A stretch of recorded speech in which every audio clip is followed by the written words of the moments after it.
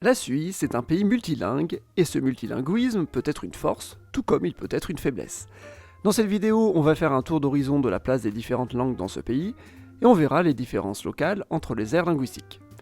La Suisse dispose de 4 langues nationales officiellement reconnues, l'allemand, le français, l'italien et le romanche. Les 3 premières langues ont un statut de langue fédérale, elles sont utilisées dans les institutions de la Confédération suisse. Le romanche, lui, a un statut plutôt régional. Chapitre 1. Répartition des langues. Entamons la vidéo avec un premier chapitre pour voir la répartition des langues. En effet, la Suisse n'est pas quadrilingue sur tout le territoire. En tant qu'État fédéral, la Suisse est divisée en plusieurs États fédérés appelés cantons. Chaque canton a sa langue officielle. Sur les 26 cantons suisses, 17 ont l'allemand comme unique langue officielle. 4 ont le français comme unique langue officielle et un seul a l'italien comme unique langue officielle. Nous avons une première répartition des langues. Il y a donc un total de 22 cantons monolingues en Suisse. Il reste 4 cantons multilingues. 3 d'entre eux sont bilingues français-allemand, le canton de Berne qui est bilingue avec une majorité allemande, et les cantons de Fribourg et du Valais qui sont bilingues mais avec une majorité française.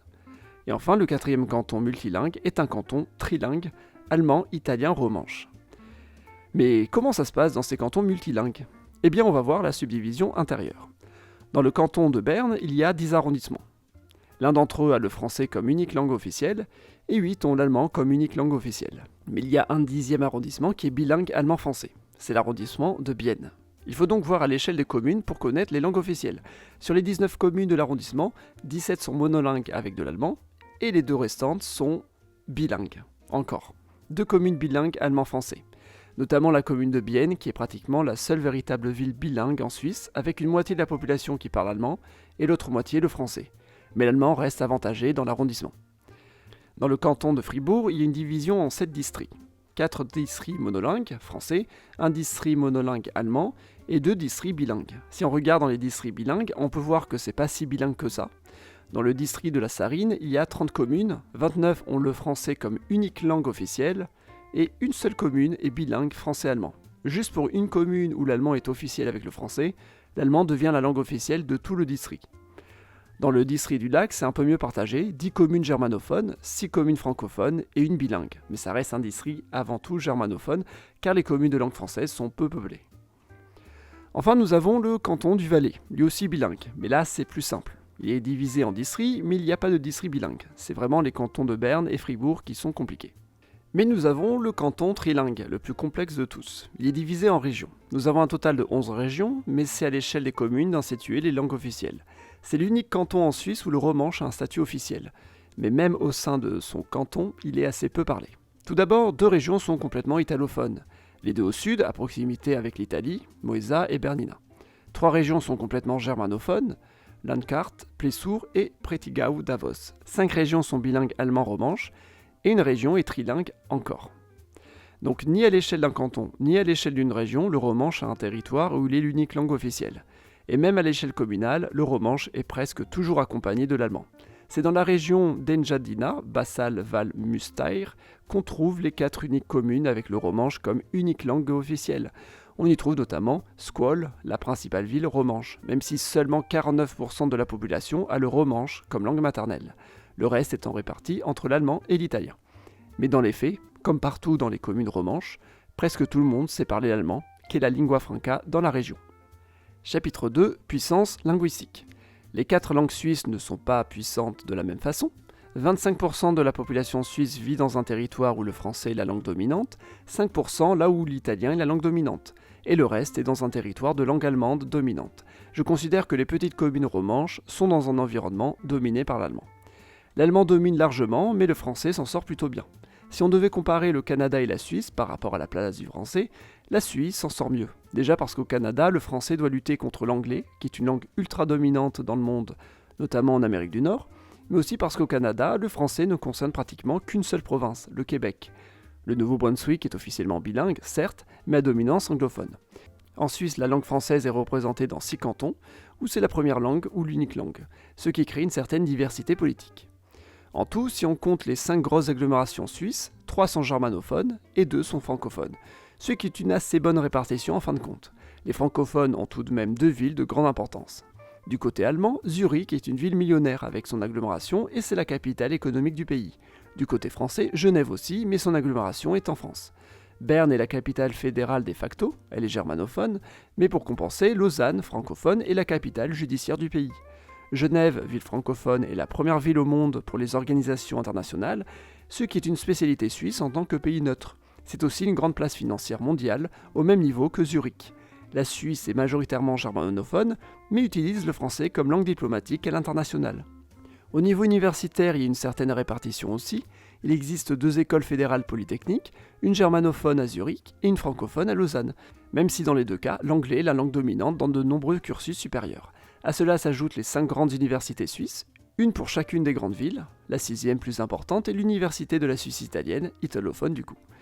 En effet, la partie italienne de la Suisse peut être vue comme délaissée par rapport au français. En Suisse, l'italien est une langue assez mineure. Elle n'a qu'un seul canton monolingue, celui du Tessin, il compte seulement 360 000 habitants, et ailleurs, les italophones sont répartis dans quelques villages du Grison, soit pas grand monde. Le canton dispose de 2 principales villes, Bellinzone, la capitale, et qui compte environ 50 000 habitants dans son agglomération. On y trouve le tribunal pénal fédéral, la seule institution fédérale en zone italophone. L'autre ville est Lugano, 150 000 habitants avec son agglomération. C'est là qu'on y trouve l'université de la Suisse italienne. Grâce à la langue italienne, Lugano est devenue la 3e place financière suisse. Elle a un lien direct avec l'Italie. Au niveau média, il faut évidemment une présence dans les 3 langues. Tout d'abord, la Société suisse de radiodiffusion et télévision est l'organisme fédéral pour la télévision et la radio. Son siège est à Berne. Elle propose 5 stations de radio en allemand, 4 stations de radio en français, 3 stations de radio en italien et 1 en romanche. Elle propose aussi des chaînes de télévision généralistes, 2 en allemand, 2 en français, 2 en italien et 1 en romanche. Enfin, elle offre une chaîne d'information continue en allemand et une autre en français. Les 4 langues sont réparties en 4 organismes, SRF pour l'allemand, basé à Zurich, RTS pour le français, basé à Lausanne, RSI pour l'italien, basé à Lugano, et RTR pour le romanche, basé à Coire, dans les Grisons. Au niveau des journaux, il y a une différence entre chaque aire linguistique. Les journaux germanophones sont très importants, et certains, comme le Neue Zürcher Zeitung, sont une référence internationale. Les journaux francophones sont moins importants, mais certains ont un objectif national, comme le Temps, basé à Lausanne. Les journaux italophones sont plus locaux, ils s'apparentent à du journalisme régional. Enfin, l'unique journal romanche, La Quotidiana, est un journal financé par l'État fédéral pour promouvoir la langue romanche. Dans les médias de télédiffusion privés, c'est différent. Seul le marché alémanique est réellement rentable. On y trouve donc des chaînes de télévision privées comme CH Media qui diffusent 4 chaînes généralistes. Il faut ajouter les chaînes régionales et spécialisées. Alors qu'en Suisse romande, il n'y a que des chaînes régionales, tout comme la Suisse italienne. Mais ce qui marche le mieux, ça reste les médias étrangers. En Suisse romande, on regarde beaucoup de chaînes françaises, tout comme en Suisse italienne, les chaînes italiennes. TF1, M6, Mediaset ou même RTL ont bien investi les foyers suisses, adaptant leurs chaînes pour les annonces et ayant des moyens bien plus élevés que les chaînes suisses. Et avec Internet, c'est encore plus prononcé. Où la langue domine par rapport à la préférence nationale, ces influences extérieures et linguistiques ont un impact sur les mentalités des Suisses. Des tendances s'en dégagent. Chapitre 3, tendances linguistiques. Un francophone et un germanophone n'ont pas les mêmes influences. Ils ne regardent pas les mêmes chaînes de télévision et ne vont pas consommer ou voter de la même façon. Prenons quelques exemples avec les votations. En 2013, il y a eu un référendum pour proposer la suppression du service militaire. Le non l'a emporté en Suisse. Mais à l'échelle locale, c'est très marqué. On peut voir que les cantons francophones ont plus voté en faveur de la suppression, sans être forcément majoritaires. Lors des élections fédérales de 2023, les cantons francophones ont plutôt voté pour le Parti socialiste, là où les cantons alémaniques ont plutôt voté pour l'Union démocratique du centre, un parti d'extrême droite. D'ailleurs, dans le Tessin, on a plutôt voté pour la Lega, un parti local, purement tessinois. C'est intéressant car le parti s'appelle pareil que le principal parti du nord de l'Italie, qui s'appelle la Lega, lui aussi. Après tout, c'est le même peuple, les Tessinois sont des Lombards à l'origine, comme les Milanais. Les suffrages de 59 et 71 pour le droit de vote des femmes montrent là aussi les différences marquées entre le monde français et le monde allemand. On vote plus en faveur du droit de vote des femmes, et donc à gauche, en Suisse romande. Après, c'est aussi dû au fait que la Suisse romande est plus urbanisée. En ville, on a tendance à voter plus progressiste qu'à la campagne. Dans une moindre mesure, on peut voir des divergences avec l'achat des marques de voitures. Les divergences sont moindres, mais elles reflètent certaines différences. Par exemple, on achète en moyenne plus de voitures Fiat dans les régions où on parle italien.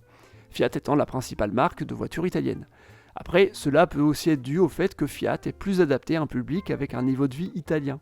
La Suisse italienne étant plus pauvre et Fiat proposant des voitures plus bas de gamme. Il y a un lien économique.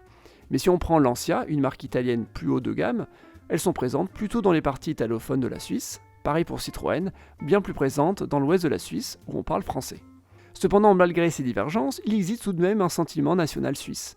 Mais il est plus complexe car n'étant pas basé sur la langue. Et il est compliqué de créer une nation commune quand au sein du pays, il y a des rivalités linguistiques. Dans le fond, on peut le dire, le peuple suisse est l'union de plusieurs peuples très différents. Chapitre 4. Pourquoi on parle plusieurs langues ? À l'origine, la Suisse est une confédération de petits territoires de l'ère linguistique allemande. Cela ne veut pas dire que les gens parlaient l'allemand standard, cette langue standardisée n'existait pas. Cela signifie qu'ils parlaient différents dialectes allemands, et plus précisément des dialectes alémaniques. Mais à la fin du Moyen-Âge, des territoires où on parlait des dialectes arpitans ont été intégrés à cette confédération. L'arpitan est aussi une langue romane, proche du français. D'autres territoires plutôt francophones intègrent la Suisse par la suite. Certains se font même annexer. À travers les Alpes, les Suisses, belliqueux à l'époque, vont annexer aussi des territoires de langue romanche ou lombarde. Avec le temps, ces dialectes ont été maintenus. La Suisse n'a pas cherché à uniformiser les langues ou d'imposer l'allemand. Avec le temps, les dialectes alémaniques sont restés, tout comme les dialectes des Italiens. En 1848, lors de la création de la Confédération moderne, l'italien a été institué comme langue officielle pour les territoires lombards. Le français, lui, a commencé à remplacer les dialectes arpitans, ils ont presque disparu aujourd'hui. Le romanche, langue très minoritaire, disparaît petit à petit. Cette langue est une langue romane, comme pour les dialectes du nord de l'Italie, mais elle fait partie des familles des langues rhétoromanes, qui ont bien évolué des langues italiennes du nord. Et bien voilà, c'est tout ce que j'avais à dire sur les langues en Suisse.